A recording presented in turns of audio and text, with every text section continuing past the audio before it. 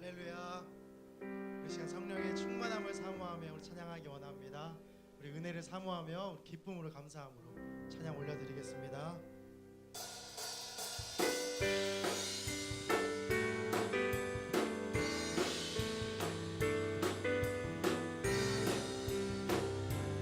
우리 힘차게 박수치며 찬양합시다. 마지막 날에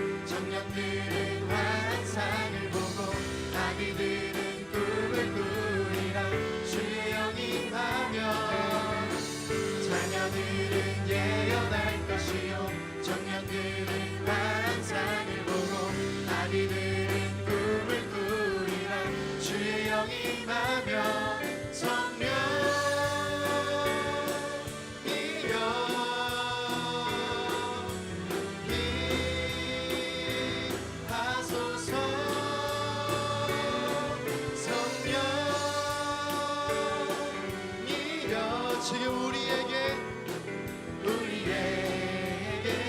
임하소서. 마지막 날에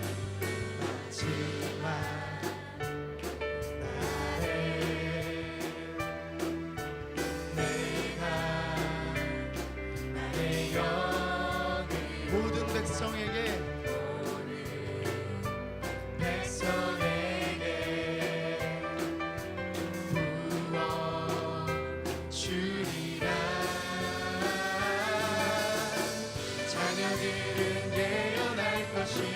청년들은 환상을 보고 아비들은 꿈을 꾸리라.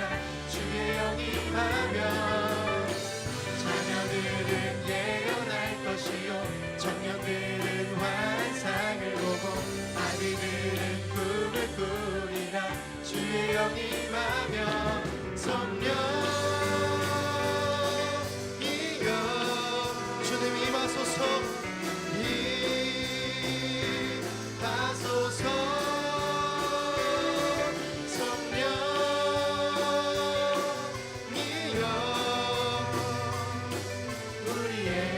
우리 믿음으로 고백합시다.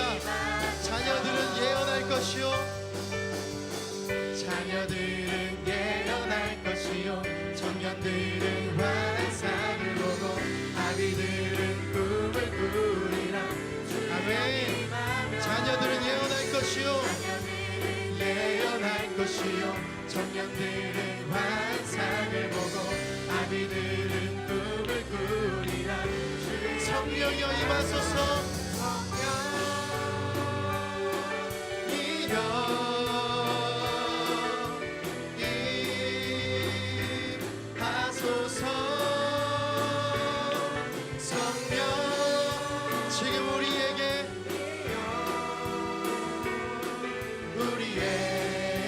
우리 한 번 더 사모하며 찬양합시다. 성령이여 임하소서.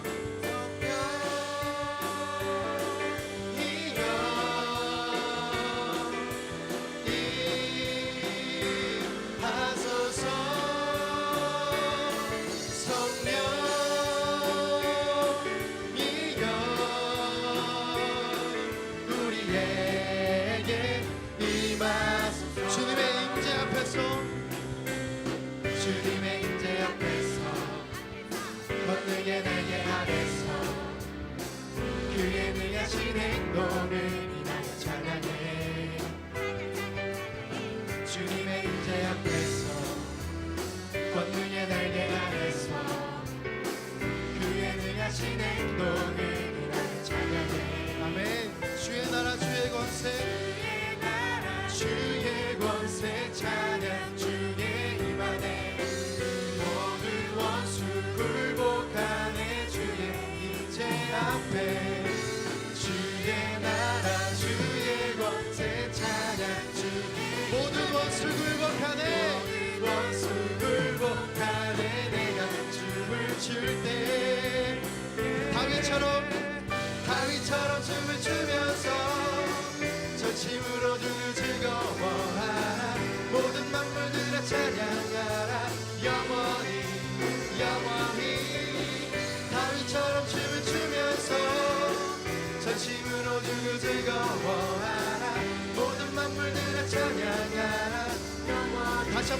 고백합니다. 주님의 임재 앞에서 권능의 날개 아래서 그의 능하신 행동을 우리 주님 앞에 자유함으로 나아갑시다. 주님의 임재 앞에서 권능의 날개 아래서 그의 능하신 행동을 인하여 찬양해. 주의 나라 주의 권세, 주의 나라 주의 권세 찬양. 주의 임하네 모든 원수 굴복하네. 주의 임재 아멘. 주의 나라 주의 찬양 주의 임하네. 모든 원수 굴 내가 춤을 출 때, 춤을 출 때 아멘. 다윗처럼 춤을 추면서 전심으로 주를 즐거워하라. 모든 만물들아 찬양하라. 영원히 영원히 다윗처럼 춤을 추면서 전심으로 주를 즐거워하라. 모든 만물들아 찬양하라. 우리 믿음으로 선포합시다. 주의 나라 주의 권세 찬양. 주의 임하네 모든 원수 굴복하네. 주의 임재 앞에 주의 나라 주의 권세 모든 원수를 굴복하네. 모든 원수 굴복하네. 내가 춤을 출 때 다윗처럼 춤을 추면서 전심으로 주를 즐거워하라. 모든 만물들아 찬양하라. 영원히 영원히 다윗처럼 춤을 추면서 전심으로 주를 즐거워하라. 모든 만물들 우리 주님 앞에 기쁨으로 나아갑시다. 다윗처럼 춤을 추면서 전심으로 주를 즐거워하라. 모든 만물들을 찬양하라. 다윗처럼 춤을 추면서 전심으로 주를 즐거워하라. 모든 만물들을 찬양하라. 영원히 영원히.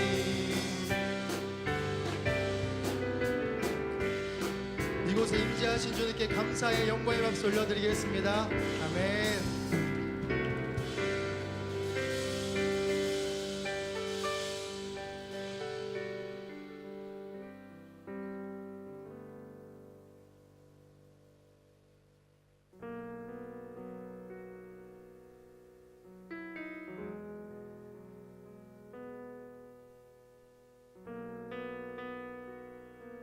주님이 주가 하나님의 마음을 알기 원합니다. 아버지 당신의 마음이 있는 곳에 나의 마음이 있기를 원해요. 아버지 당신의 눈물이 고인 곳에 나의 눈물이 고이길 원해요. 아버지 당신이 바라보는 영혼에게 나의 두 눈이 향하길 원해요. 아버지 당신이 울고 있는 어두운 땅에 나의 두 발이 향하길 원해요. 나의 마음이 아버지의 마음 알아. 내 모든 뜻 아버지의 뜻이 될 수 있기를. 나의 온 몸이 아버지의 마음 알아. 내 모든 삶 다시 한번 고백합니다. 아버지 당신의 마음이 당신의 마음이 있는 곳에 나의 마음이 있기를 원해요. 아버지 당신의 눈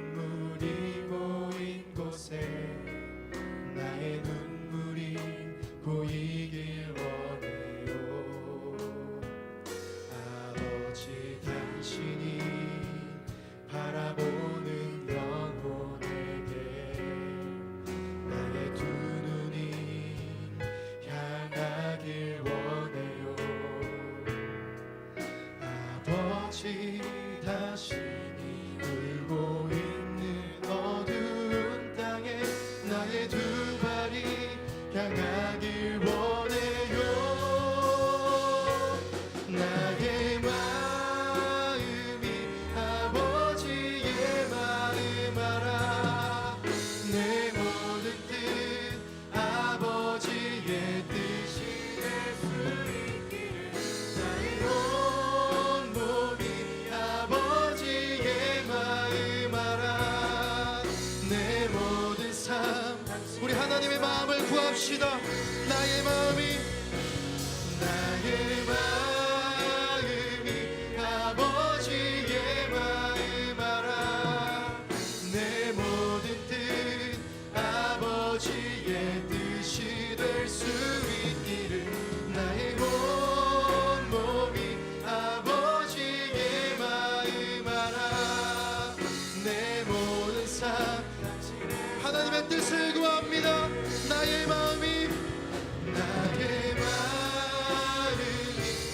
아버지의 마음 알아. 내 모든 뜻 아버지의 뜻이 될 수 있기를 나의 온 몸이 아버지의 마음. 나의 모든 삶 당신의 삶에 주님 우리를 통해 주님 우리 통해 계획하시니 부족한 입술로 찬양하게 하시니 주님 우리 통해 계획하시니 너를 통해 하실 일 기대. 주님 우리를 통해 주님 우리 통해 계획하시니 부족한 입술로 찬양하게 하시니 주님 우리 통해 계획하시니 너를 통해. 우리 마지막으로 한 번 더 찬양합시다. 주님 우리를 통해 계획하시니 우리 통해 계획하시니 부족한 입술로 찬양하게 하시니 주님 우리 통해 계획하시니. 우리 이 시간 하나님의 마음과 하나님의 뜻을 구하며 우리 간절한 마음으로 기도하며 나아갑니다. 주여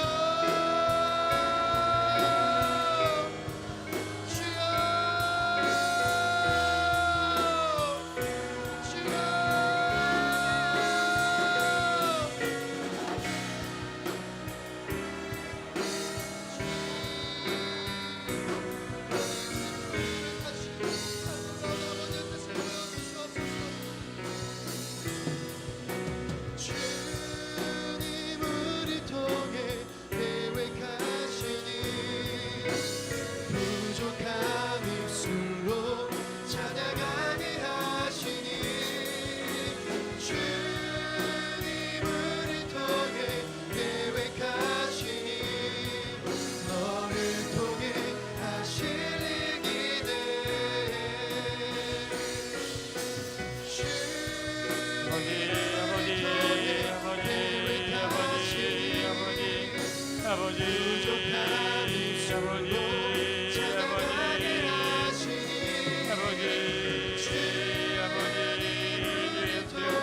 아버지 저희 영혼을 불쌍히 여겨주시고 아버지 오늘도 하나님이 아버지 오늘 우리 가운데 역사하시고 일하시고 아버지 오늘도 귀한 시간을 통해 말씀하실 주님의 음성을 기대합니다.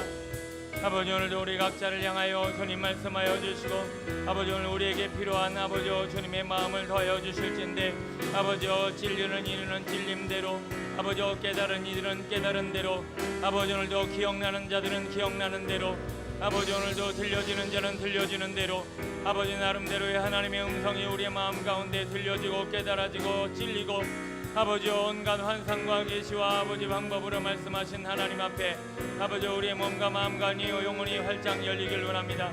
아버지 우리를 향한 하나님의 뜻이 이루어지길 원합니다. 아버지 우리를 향한 하나님의 뜻이 이루어지길 원합니다. 성령 하나님 역사하여 주시고 일하여 주시고 도와주셔서 아버지 하늘의 신령한 능력으로 우리의 몸과 마음을 붙들어 주시고 아버지 거룩한 하나님의 뜻이 이루어질 수 있도록 주여 도와주옵소서. 아버지 주님의 마음 주님의 생각 아버지 주님의 은혜 주님의 능력 아버지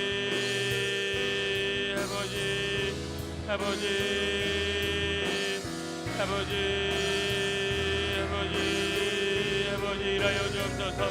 아버지 오늘도 우리에게 말씀하여 주옵소서. 아버지 하나님의 선하신 뜻이 이루어질 수 있도록 주님 아버지 오늘 우리에게 역사하여 주옵소서. 아버지 주님의 영광 주님의 나라 주님의 생명 주님의 기쁨 아버지 오늘도 역사하시고 다스리시고 통치하신 주님의 영광이 아버지 오늘 우리 가운데 이루어지길 소원합나니 주여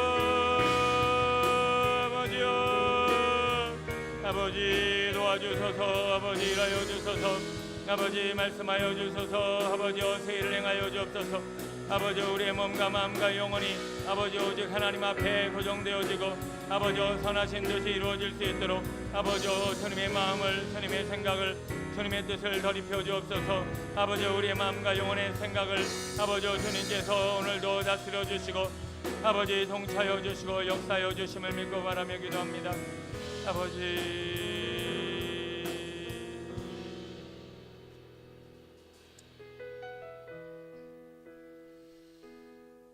주님 오늘도 귀한 시간을 통해서 하나님의 음성 듣기를 원합니다.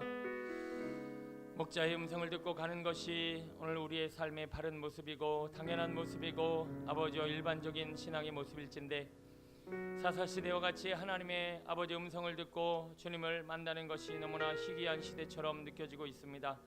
아버지 우리가 이 시대를 살고 있기에 우리가 얼마나 악한지 오늘 우리 가운데 얼마나 어둠이 강한지 아버지 소돔과 고모라 때와 같고 아버지 오늘도 사사시대와 같은 아버지 이 시대를 볼 수 있는 주님의 눈 주님의 마음을 더딥혀 주옵소서.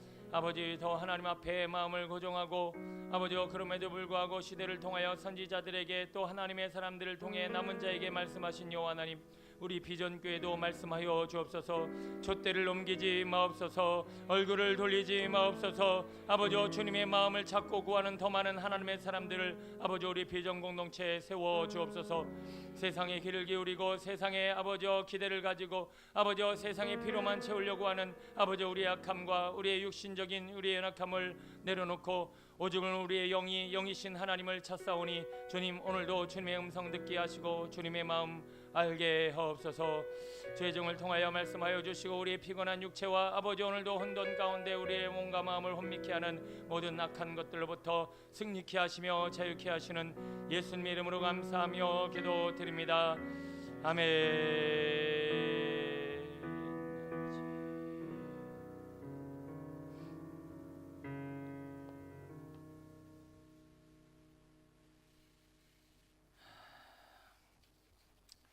하나님의 음성 듣기 5번째 시간입니다. 먼저 광고 말씀드리면 지난주에 이어서 신발 분실이 또 일어나는 것 같은데요. 지금 5층 식당을 신발 신고 들어가는 책상 이렇게 식탁을 지금 장로님들하고 이제 생각은 하고 있는데 하나님이 빨리 하라고 하는 건가? 오늘도 하나님의 음성 같기도 하고 하여튼 우리 신발 분실하신 성도님들은 우리 교육자한테 말씀하셔서 신발값이 뭐 수백만 원이 아닌 다음에는 말씀해 주시면 작은 보상을 드리도록 하겠고요. 소지품 분실도 있었는데 여러분 주의하셔서 우리 교회에서 잃어버리지 않도록 신경 써주시기 바랍니다. 하나님의 음성 듣기 오늘 5번째 시간 우리에게 분별이 필요한데요. 어떤 분별을 통해서 우리가 하나님의 음성을 들어야 할까 생각해 보겠습니다. 말씀 먼저 한번 읽어볼게요. 시작. 만군의 여호와 이스라엘 하나님께서 이와 같이 말하노라. 너희 중에 있는 선지자들에게와 점쟁이에게 미혹되지 말며 너희가 꾼 꿈도 듣고 믿지 말라. 아멘. 그래요. 오늘 이 시대는 우리를 미혹하고 속이는 영들이 굉장히 많이 있습니다. 오늘 본문의 내용처럼 얼마나 많은 거짓 선지자들이 우리를 혼미하게 하고 미혹하고요. 또 본문은 꾼 꿈도 너희가 꾼 꿈도 고지 듣고 믿지 말라. 마귀가 꿈속을 통해서 역사할 수 있을까요, 없을까요? 예, 생각도 넣어주는데 꿈에서 장난 못할까요? 꿈도 그냥 있는 그대로 받아들여서 꿈이 현실인 양 그냥 받아들이면 안 되고요. 분별이 필요하다라는 것이죠.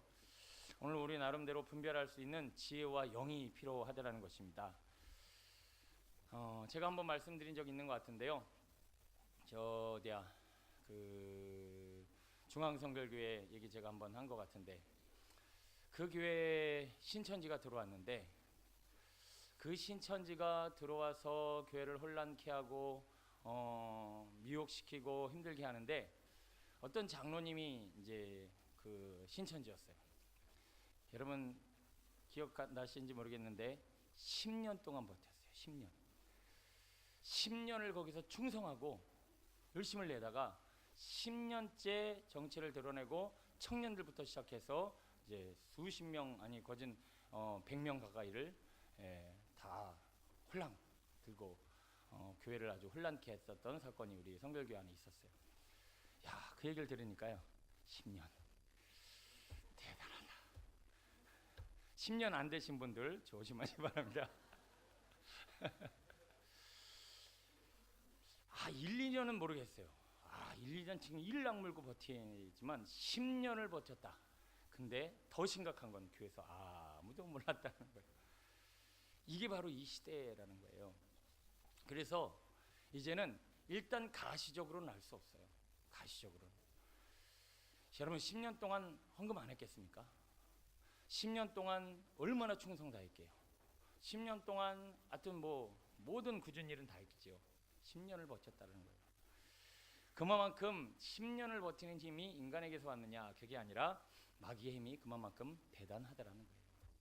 우리는 이제 그냥 가시적으로 또는 뭐 조사를 통해서 뭐 이렇게 깨달을 수 없어요.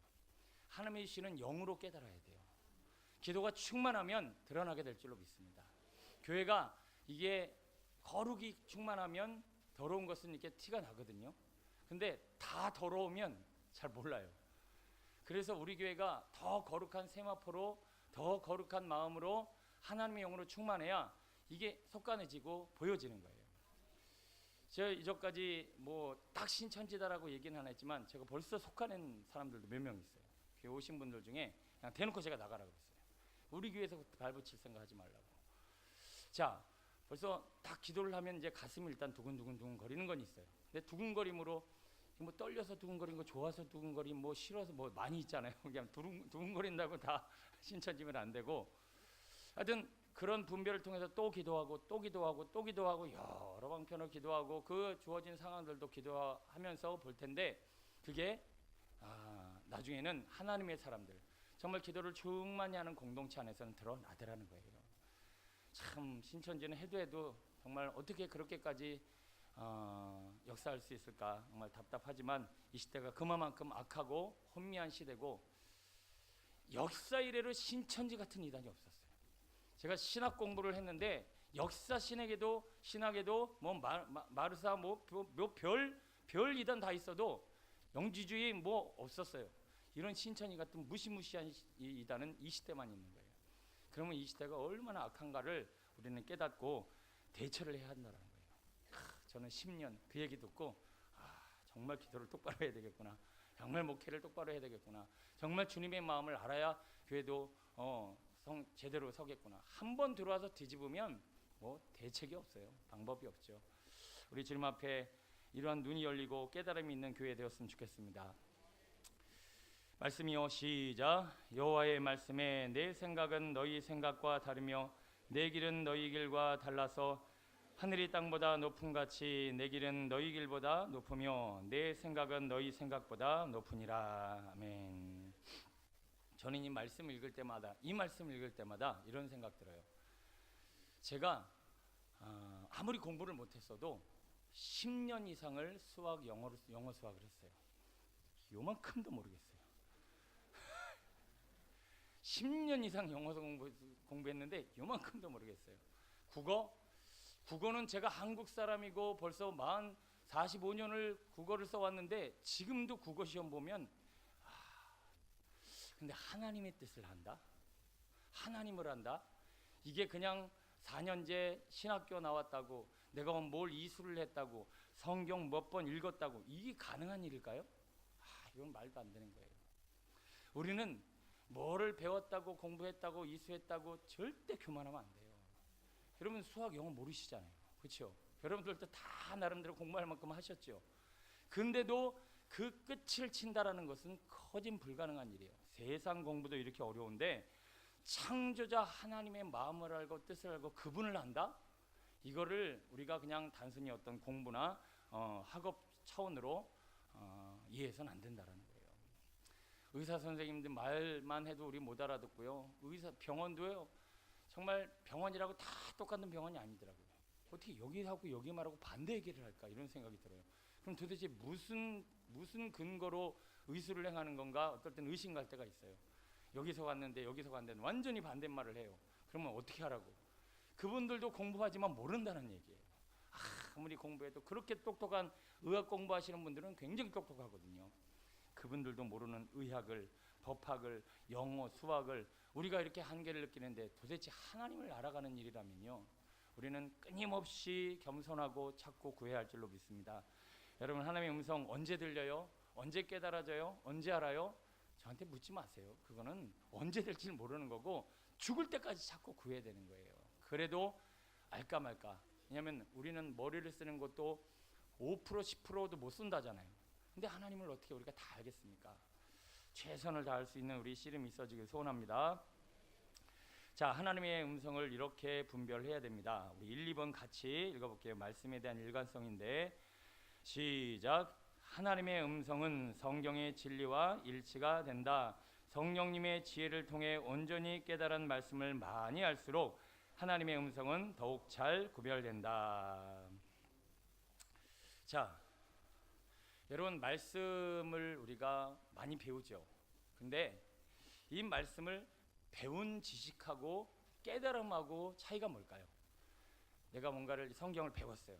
많이 배웠다 라고 했을 때 이 성경을 내가 많이 아는 것과 지식으로 배운 것과 깨달음이 많다라고 하는 것의 차이는 내 의지, 인간의 의지가 거기에 얼마나 개입되었는가의 여부에 따라 다릅니다.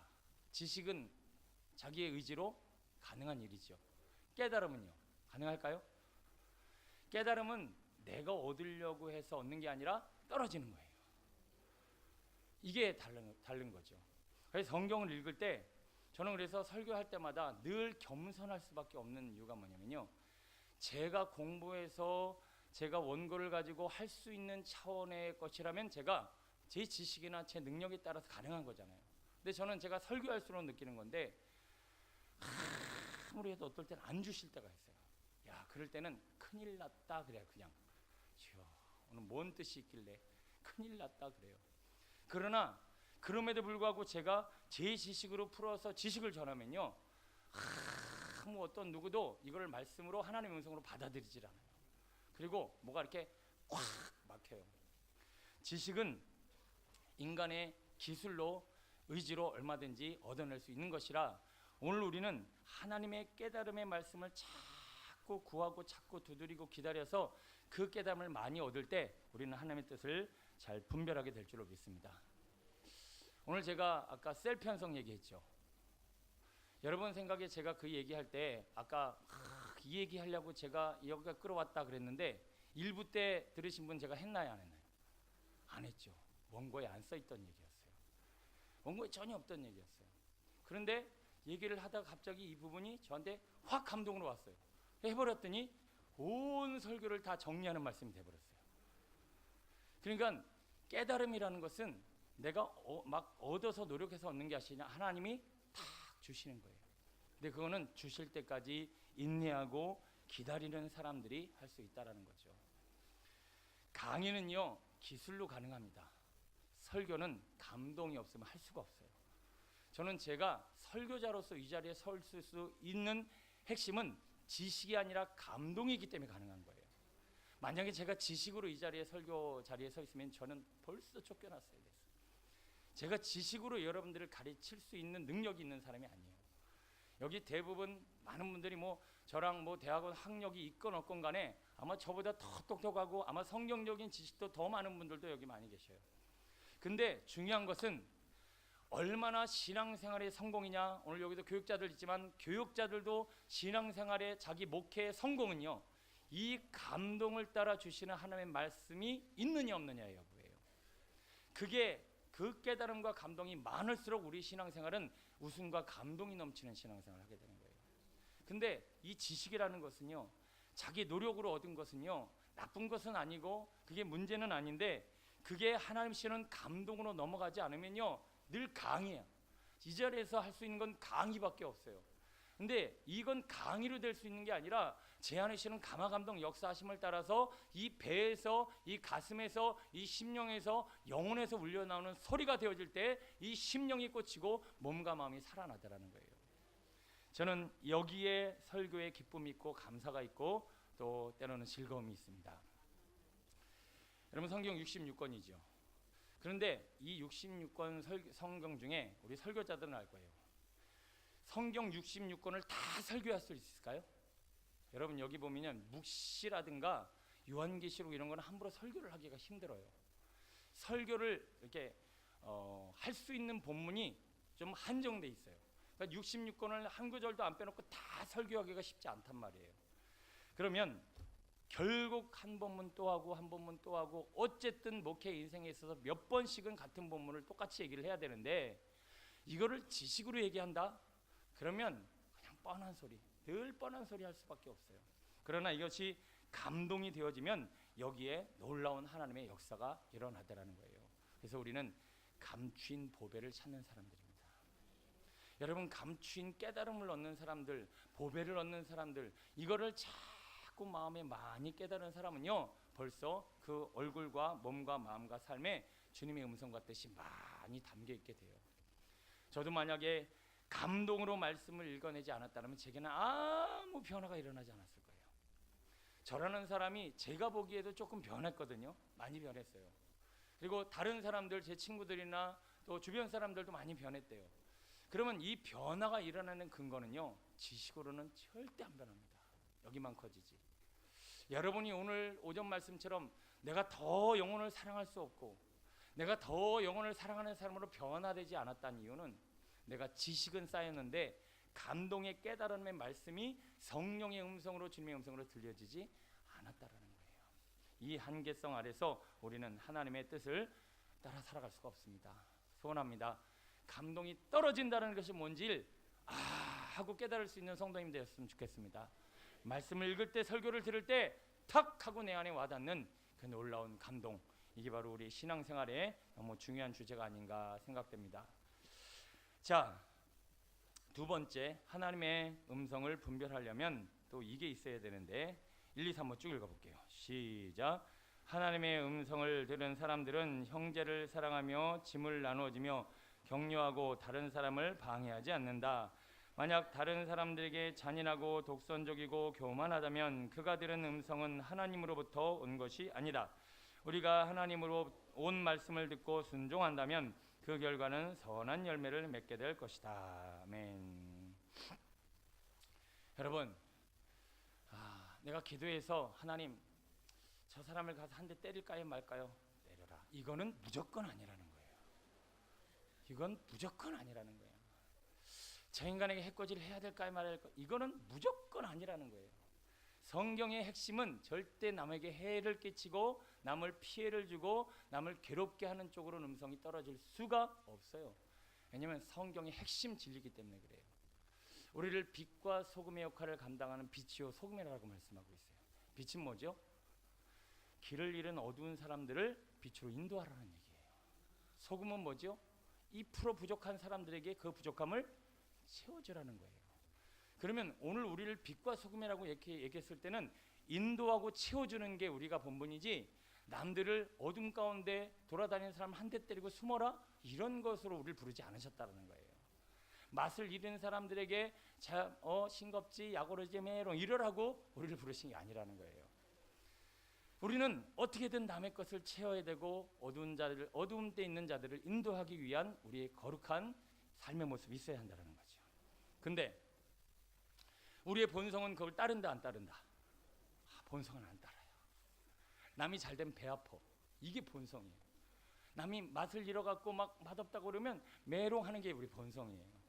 이게 전혀 그걸 채워주고 싶은 마음이 들지 않는 게 우리의 본성이라는 거예요. 그래서 본성대로 그냥 있는 그대로 살면 절대로 하나님의 뜻을 이룰 수 없어요. 우리는 다 조그만 개부터 큰 개까지 다 개예요. 죄송합니다. 자꾸 개한테 비유를 해갖고. 여러분 솔직히 그렇지 않아요? 작은 게 큰 개일 뿐이지 앙앙앙 하고 깨물든지 엉 하고 깨물든지 둘 중에 하나예요. 왜냐하면 우리가 지금 남한테 해코지 안 했지. 아니요. 막상 누가 와서 들이대면 그렇게 할걸요. 이전까지 나한테 그렇게 들이댄 사람이 없어서 그렇지 막상 급한 상황에 위기 상황에 나에게 엄청난 손해를 주고 원수가 와서 나 때리면 가만히 있을 사람이 있어요. 지렁이도 꿈틀대요. 여러분들 이전까지 남 해코지하지 않고 내가 남에게 힘들게 하지 않고 나름대로 성실하게 살았던 이유는 그나마 그렇게 공격하고 덤비는 사람이 없었기 때문이지 막상 덤비면 우리도 금방 사자 호랑이 그냥 미친 개 큰 개 작은 게 뭔가 개가 된다라는 거예요. 물어뜯기는 인생, 이게 인간 사라는 거죠. 그래서 우리는 이 개를 삶아야 돼요. 이 개를 깨끗하게 뜨거운 물에다가 삶아서 이 개는 죽고 뭐가 살아야 돼요? 내가 살아야 돼요.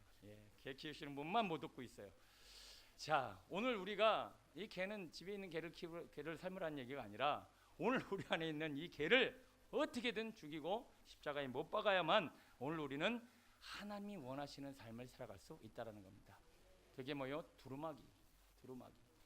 이 두루마기를 다 덮어내지 않으면 우리는 끊임없이 물고 뜯는 이런 인생을 살아갈 수밖에 없어요. 혹자는 여러분 생각하실 거예요. 도덕적이면 되지 않습니까? 여러분 도덕의 끝이 뭔지 아십니까? 도덕. 계속 이 도덕 공자, 맹자 이거 자기의입니다. 자기의. 나 이만큼 괜찮은 사람이야. 이 도덕이 계속 쌓이면 도덕의 끝은 내가 이만큼 괜찮은 사람이야라고 이야기할 수밖에 없는 지경이에요. 수고하고 자기 노력으로 만든 자기 인격이 결국 남을 위해서겠습니까? 결국 내가 얼마나 옳은지 보여주기 위한 노력일 수밖에 없죠. 그래서 우리는 우리의 도덕도 아니고 우리의 인격도 아니고 선한 의지도 아니고 성령의 세마포 이 두루마기로 나를 덮어 오늘도 내 본성 이 물고 뜯는 본성이 아니라 하나님의 마음으로 많은 이들에게 빛과 소금 그리고 많은 이들을 오늘 옳은 대로 인도할 수 있는 그런 본성으로 살아야 한다는 거예요. 이래야 주님의 음성이 들리죠. 자꾸 막 우리는 이거 찾잖아요. 하나님 이건 응답해 주셔야 돼. 한 대만 때릴게요. 제발 저 인간 한 대만 때릴게요. 그리고 막 기도한답시고 하는 저 인간을 꼬꾸라지게 해주세요. 제발 그 인간만큼은 꼬꾸라지게 해주세요. 여러분 절대 응답 안 하십니다. 그런 거에는 물론 꼬꾸라지질 수도 있어요. 그럼 하나님 주권이지. 내가 꼬꾸라지게 해달라고 꼬꾸라지는 거는 말도 안 되는 거예요. 하나님은 절대 성경에 어긋난 뜻은 말씀해 주시지 않아요. 그러니까 이런 기도는 아예 애초에 하지 마세요. 하나님 저 인간 제발 어디서 꼬꾸라지게 해주세요. 잘못되게 해주세요. 문제에게 해주세요. 하나님 저를 높여주시고 저를 불쌍히 여겨주세요. 이런 기도는 하실 필요도 없어요. 하나님 응답 안 하세요. 그러나 하나님 저를 불쌍히 여기시고 저를 사랑하게 해주세요. 그러면 하나님이 그 원수에게 뭘 얹어주신대요? 숯불을 얹어주신 숯불을. 아 뜨거워 그러는 집에 가서 아 뜨거워 그러는 거예요. 아 뜨거운 일이 생길 수 있어요. 근데 그거는 내가 그를 진심으로 사랑해야 그런 일이 생겨요. 내가 그에게 해코지가 일어나길 바라는 마음으로 맨날 기도해봐야 소용없어요. 저도 저 예수비전 교회에서 목회할 때 한번 이런 일이 있었어요. 우리 교회 아이들이 누구네 집 지붕에 올라갔어.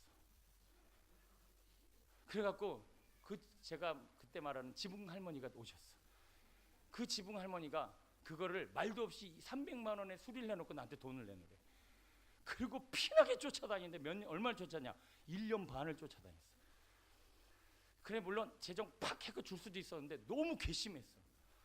왜냐면 증거가 없었거든요. 애들이 올라가긴 올라간 거는 뭐 애들이 얘기는 하는데 저희 여기까지 올라가다 그냥 무서워서 왔어요. 애들이 이러더라고. 나는 애들 말을 믿어요. 근데 뭐 그랬든 어찌됐든 지붕이 퍼싹 내려간 것도 아니고 와서 데려와서 그걸 보여준 것도 아니고 전혀 아니고 그냥 애들이 올라갔다 내려왔다는 이유만으로 지붕을 한라당 300만 원을 들어서 수리를 하고 나한테 청구를 하는 거예요. 주여 아셨지 않습니까? 이렇게 죄종을 괴롭히는데 한 대 뒤통수라도 때려주십시오. 아버지 제발. 그땐 정말 억울했어요. 근데 지나가다 봤는데 건강하시더라고요. 저 일신동에 사시니까 지나가다 봤는데 조금이라도 들어줄만도 하잖아요. 결국은 한 150만 원인가 아무튼 드린 것 같아요. 계속 지속적으로 20만 원씩 40만 원. 뭐 개척교회가 돈이 얼마나 있습니까? 그래서 지속적으로 해서 근데 솔직히 너무 억울한 거예요. 제가 큰 돈은 잘 쓰는데 사소한 건 또 되게 변동이 같아요. 제가 그리고 막 그것 때문에 가슴이 아프고, 하나님 어떻게 주의 성전의 돈을 저런 욕심에 가득 찬 저런 사람한테 줄 수가 있습니까? 제발 하나님 앞을 뒤통수라도 때려주시든가, 하나님 뭐 너무 심하게 마시고 감기 몸살을 걸리든가, 너무 건강해, 너무 건강. 결국 때리고 혼내는 쪽으로는 하나님이 응답하시지 않는다. 결국 그를 사랑했어야 됐고, 결국은 제가 쫓아가서 복음도 전하긴 했어요. 복음 전할 때는 되게 순순하더라고요. 그러시냐고. 왜 그랬을까요? 돈 빨리 줄까봐. 그것도 자기 말 들으면 돈 빨리 줄까봐. 그렇다고 옛날엔 내가 교회도 한두 번 나갔었는데, 그러면서 술술 풀기를 옆에 건축하는 교회에서 돈 뜯어냈다는 얘기를 자기도 모르게 거기서 했었어요. 또 세상에 저렇게 교회를 대상으로 공격하고 싸운 할머니, 하나님 제발. 근데도 그건 안 들어주시더라고요. 여러분, 애초에 지금 그런 기도하고 계셨던 분을 내려놓길 바랍니다. 그분 안 꼬꾸라집니다. 자, 세 번째, 믿음에 대한 도전. 같이 읽습니다. 시작. 하나님께서는 우리의 믿음의 도전을 줌으로써 우리들이 더욱 하나님과 가까워지도록 이끌어 주신다. 하나님의 음성은 우리들의 용기 있는 믿음의 행동을 유하는 경우가 많다. 굳이 좋은 길 놔두고 갑자기 홍해를 가라. 그리고 당연하게 이거는 깊은 물에 가면은 물고기 안 잡힐 게 뻔한데 깊은 물로 가라. 물을 걸으라. 여러분, 이런 얼토당토 않는 요구를 오늘 우리에게 하실 때가 있다는 거예요. 근데 이걸 잘 분별해야 돼요. 안 그러면 물에 빠집니다. 죽는 수가 있어요. 하나님 앞에, 그러나 하나님은 우리의 믿음을 더하기 위해서 이런 뭔가 요구를 하실 때가 있어요. 우리 비전교회 같이 그렇게 재정 없이 시작했다가 우리 동지방에만 이렇게 건물 지어놓고 경매로 넘어간 교회가 3군데나 돼요. 우리 교회만한. 자, 그분들이 과연 하나님의 음성과 확신을 얻었을까? 아닐까? 물론 부도가 났다 하는 나라를 떠나서 부도 자체도 하나님의 뜻일 수 있겠지만, 적어도 그 하나님의 뜻을 묻는 과정 가운데 엄청난 기도와 확신이 필요합니다. 저도 내가 예수비전교회 때 성전 이전할 때 아직 법적 조치가 안 끝났어요. 그 유치권이라고 하나요? 유치권이 안 끝나서 만약에 제가 거길 들어가서 세를 그 권리금 3천만 원인가 2천만 원을 줬는데 만약 유치권에서 잘못됐다, 그럼 그거 홀랑 날리는 거예요. 그래서 제가 하나님 못합니까? 근데 무조건 가라는 거예요. 그래서 제가 유치권도 아직 안 끝났고 아예 유치권 행사 중이라고 큰 팻말까지 붙어 있어요. 스티커까지 건물 곳곳에. 근데 그냥 치고 들어갔어요.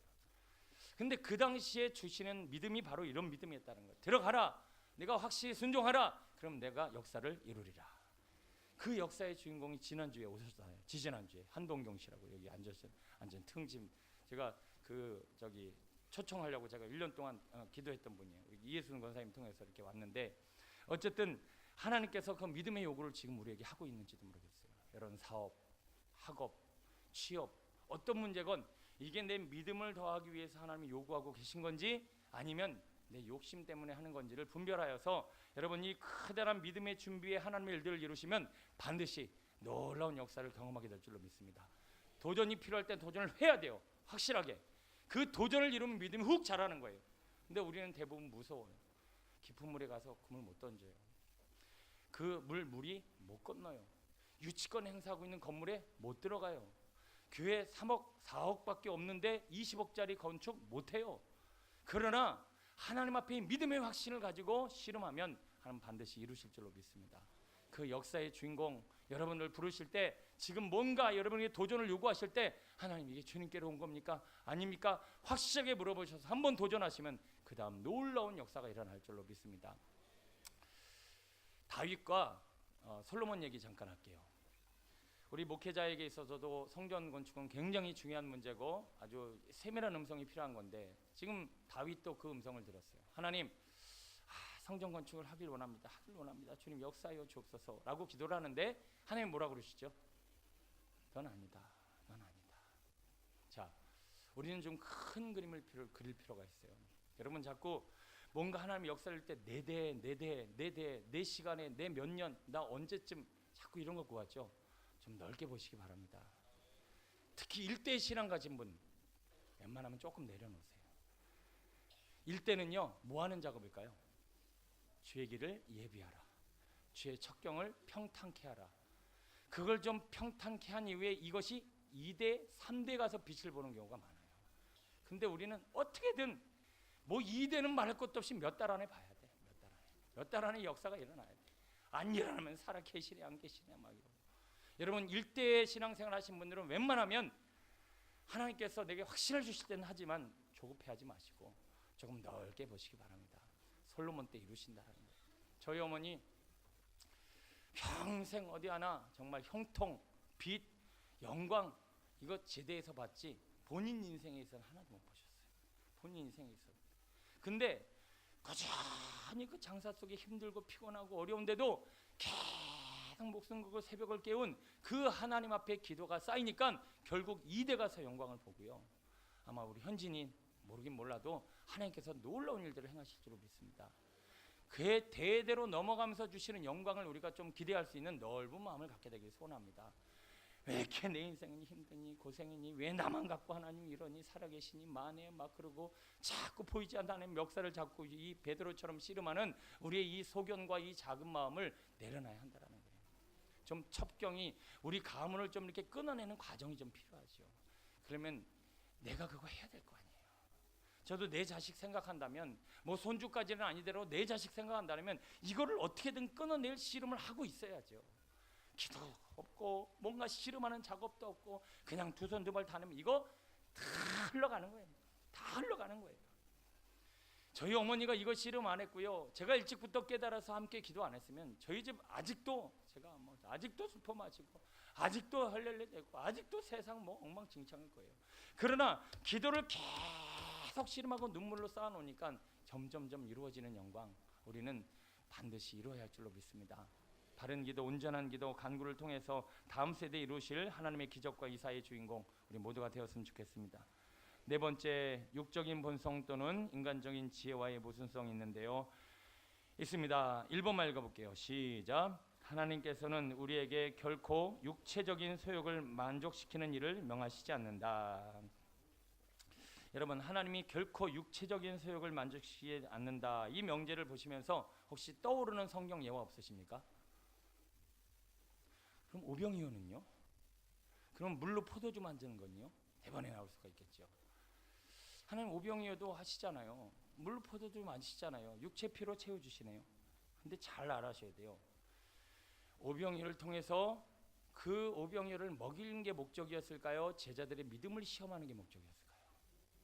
믿음을 시험하려고 하신 것이지 먹는 제 자체의 목적이 있었던 게 아니에요. 자 봐라 이 물이 포도주가 되는 거 봐라 이거 보여주시려고 하나님이 하신 게 아니라 순종을 시험하시고 순종의 모습을 보시려고 그 물이 포도주 되는 과정을 보여주셨지 그 물로 포도주를 말아먹는 그 과정이 목표가 아니었다라는 거예요. 하나님은요 게하시 같은 사람의 기도에 응답하지 않으세요. 아간 같은 사람한테 기도 응답 안 하세요. 하나님 앞에 뭐 이걸 얻어야 되겠다는 그것 자체는요 하나님이 별로 말씀을 안 주세요.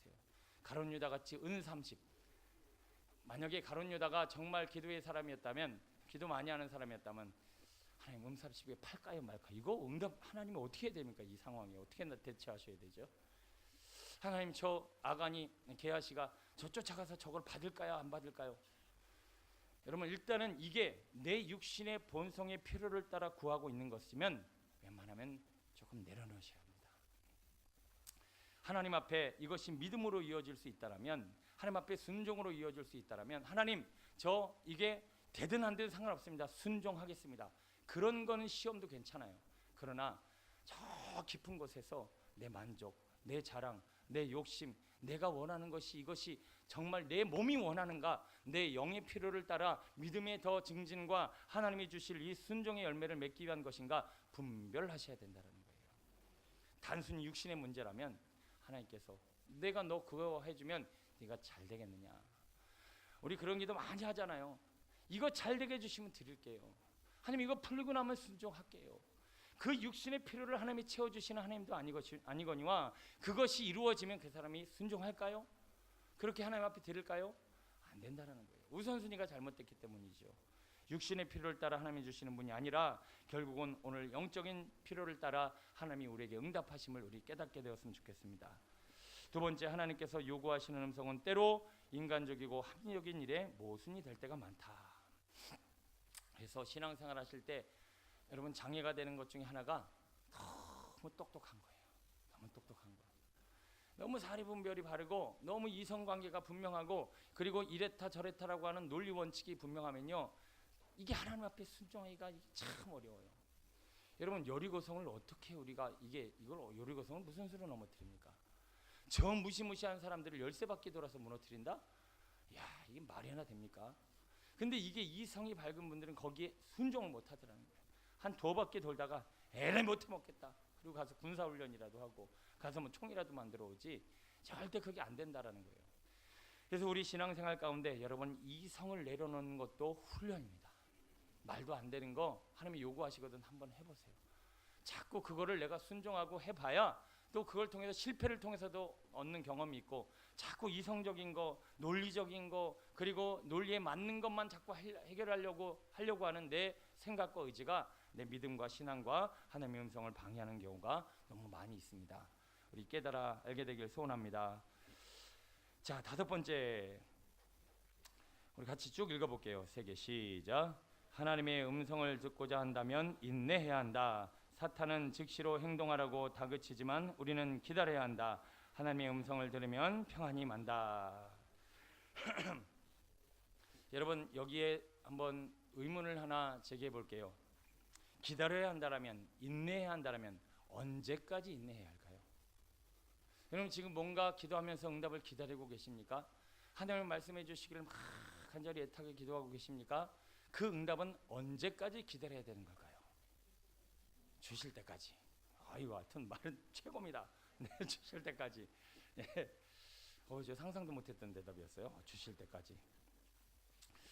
우리 하나님 이 성경적으로 우리는 뭐 그 때를 한번 지켜봐야 되는데 마가의 다락방에 가서 제자들에게 약속하신 성령이 입히울 때까지 그 약속을 그 성전을 떠나지 말고 기다려라 말씀하셨어요.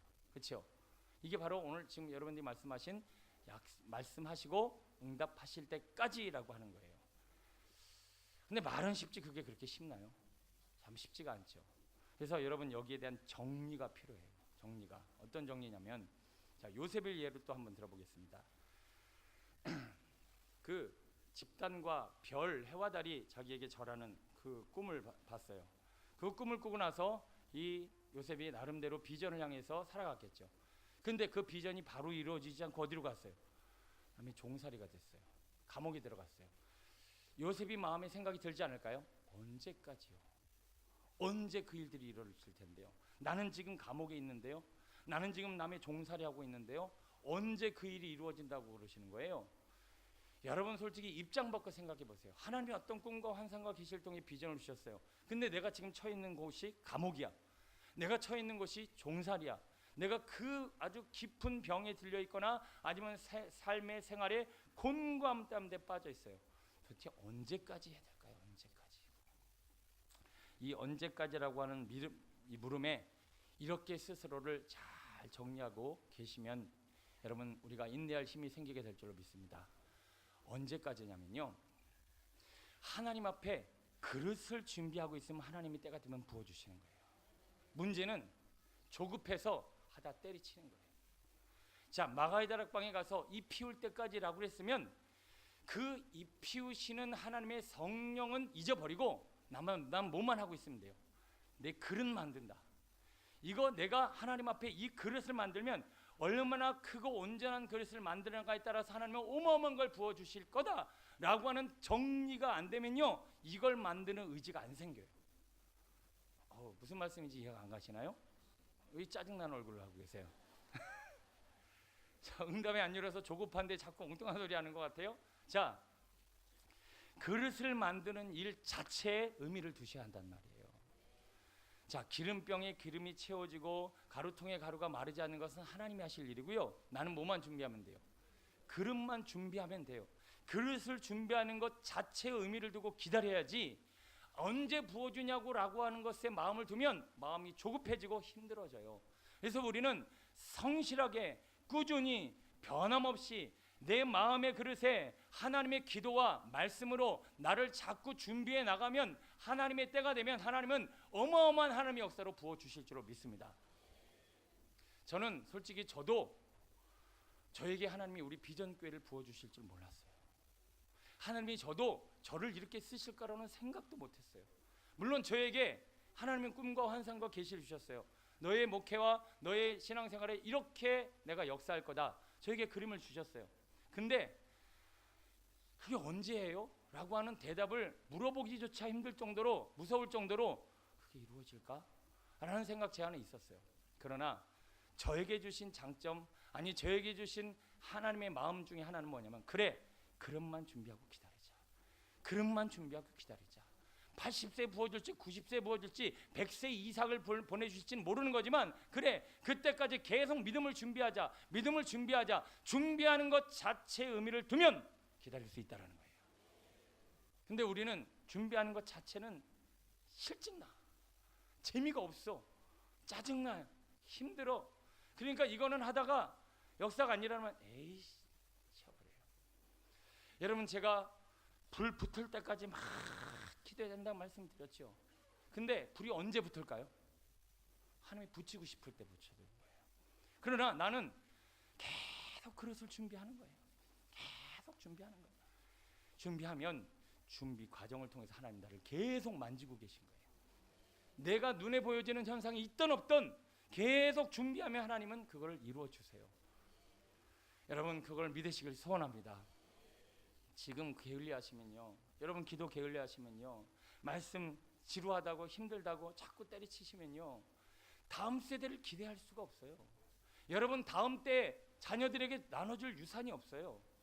뭐 나누게? 물고기 나눠주시게요? 돈 나눠주시게요? 여러분, 오늘 우리 자손들에게, 그리고 제가 어제 이번 주에 어떤 글을 읽다가 진짜 노후 대책이 뭐냐? 그래요. 우리 노후 대책을 위해서 나름대로 막 뭐 준비하고, 저도 그래요. 저도 우리 교회에서 내가 뭐 끝났다가 뭐 원로 목사 되고 막 나 위해서 뭐 만들고, 솔직히 제가 입술로 말하는 것 중에 하나도 전 그런 거 막 기대하고 바라고 구하지 않아요. 이거 녹음해 놓으세요. 예. 정말 제가 노후 대책 나중에 제가 은퇴할 때 비참하게 추잡하게 이렇게 하고 싶지 않아요. 하나님 그렇게 하게 해주세요. 그런데 그러면 마음속에 뭐라도 준비해야지 이런 생각 저라도 못 하겠습니까? 지금 45이지만 훅 70대 금방 가잖아요, 여러분. 그러면 정말 노후 대책이 뭔가 생각하셔야 돼요. 지금부터 내가 쌓아놓은 내 신앙의 그릇이 있으면 하나님은 얼마든지 부어주시는 거예요. 문제는 이 그릇 없으면 아무리 시간이 지나도요, 우리가 받을 영광은 없어요. 지루해요. 기도라는 거 참 지루한 작업이에요. 말씀 묵상을 통해서 깨달음을 얻는 거, 노력한 만큼 안 떨어질 때 미칠 것 같아요. 어떨 때는 막 일주일에 한 3일 정도, 아니면 앉은 자리에서 7, 8시간 성경을 보는데 아무런 깨달음도 없을 때가 있어요. 이야, 제가 속된 말로 이 짓을 언제까지 해야 되나. 차라리 내가 공부하고 어디서 주석 베껴갖고 막 이렇게 해서 쓰면, 그러면 설교문에 딱 나오지. 이거는 주실 때까지 막 받아서 깨달음 감동을 얻으려고 몸부림치는 이 설교 작업을 언제까지 해야 되나. 너무 지칠 때가 있어요. 그러나 이 작업을 이를 악물고 씨름하면 명품 되는 거 아니겠습니까? 명품은요, 작업 시간이 오래 걸려요. 짝퉁은요, 팍팍팍 만들어내는 거예요. 일단 그냥 당장 뭐가 이루어져야 한다는 거죠. 여러분, 제발 짝퉁 인생 살지 마시고요, 후손을 위해서, 내 미래를 위해서 뭔가를 차곡차곡 심어서 내 그릇을 만들어낼 수 있는 묵직한 신앙이 되었으면 좋겠습니다.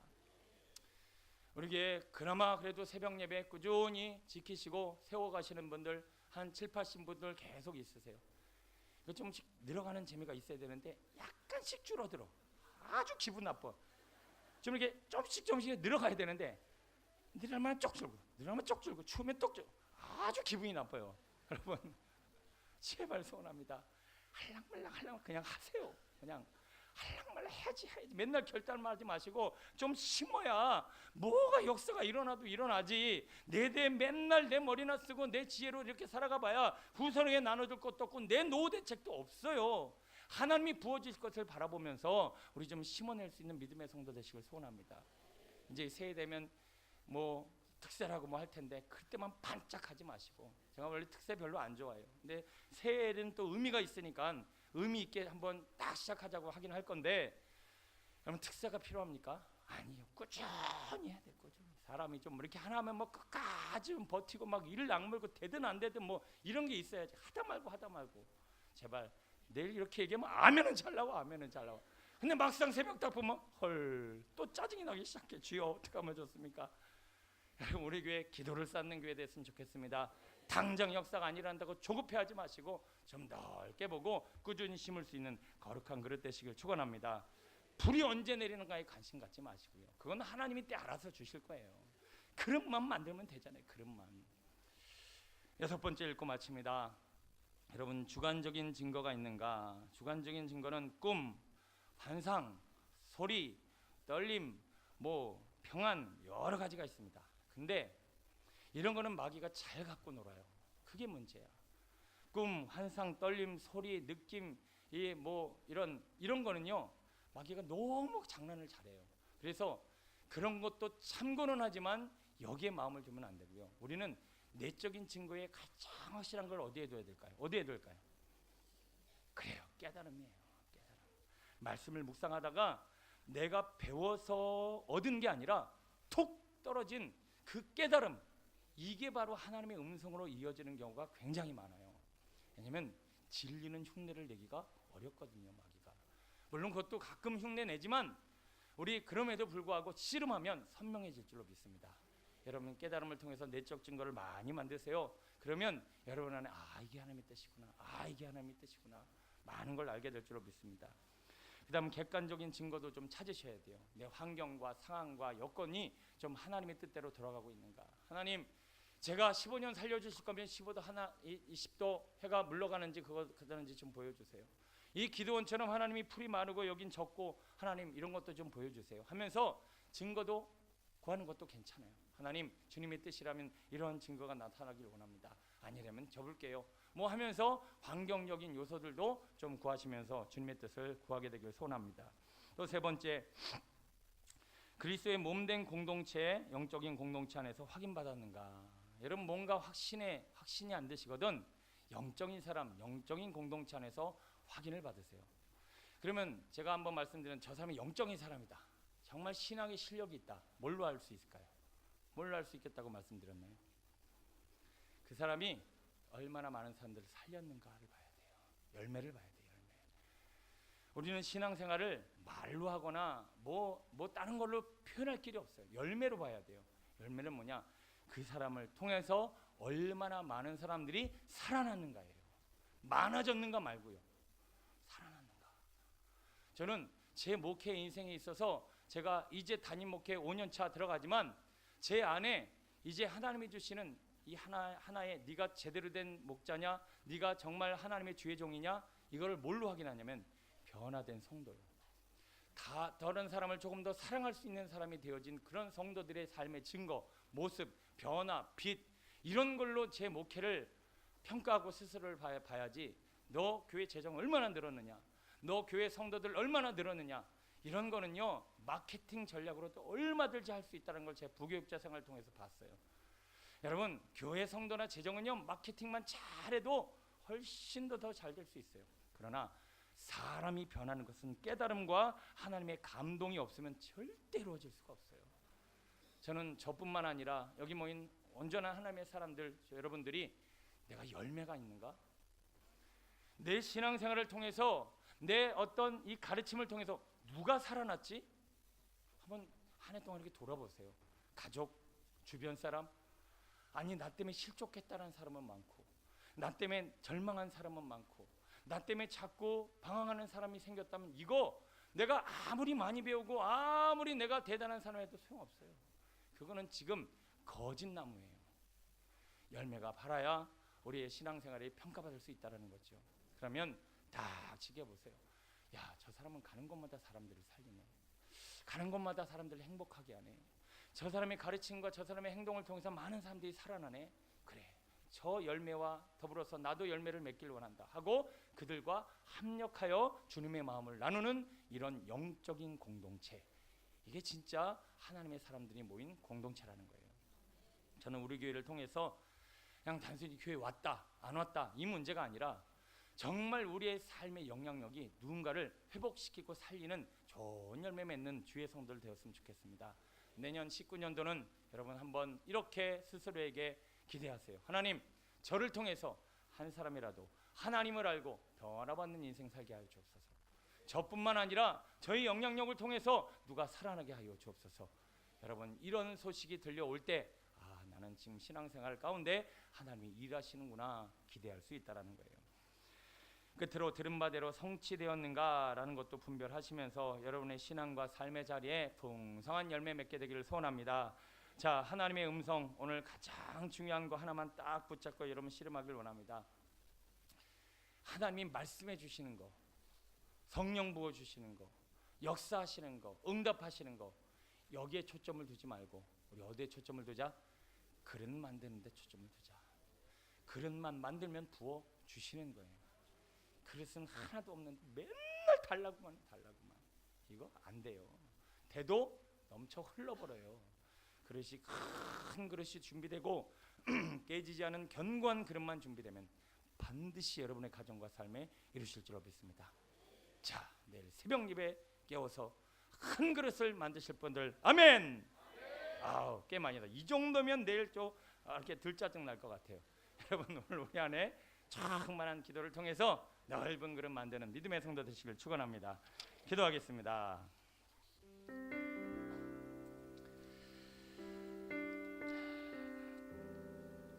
여러분, 한번 붙잡고 기도했으면 좋겠습니다. 하나님의 음성, 하나님의 마음, 하나님의 뜻 얼마나 구하고 찾고 두드리며 여기까지 오셨습니까? 그냥 내 생각대로 되는 대로 내 마음대로 살면 우리의 삶의 열매는 절대로 좋은 열매 맺힐 수 없습니다. 오늘도 이 세상이 얼마나 혼미하게요.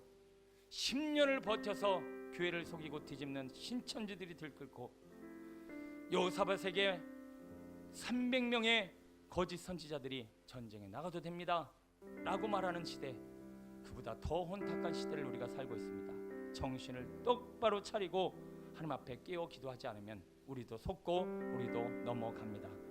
눈에 보여지는 것은 알 수 없어요. 영이어야 합니다. 거룩한 영, 깨끗한 영, 순전한 영, 온전한 영, 하나님이 주시는 능력으로 더듬힘 받으면 분별할 수 있게 될 줄로 믿습니다. 여러분, 속지 마시고 끌려다니지 마시고 매이지 마시고 현상에 그리고 당장 주어질 응답에만 연연하지 마시고 큰 그릇, 거룩한 그릇, 온전한 그릇 만들어 하나님의 뜻이 온전히 이루어지는 내가 되게 달라고 우리 말씀 붙잡고 기도합니다. 주여!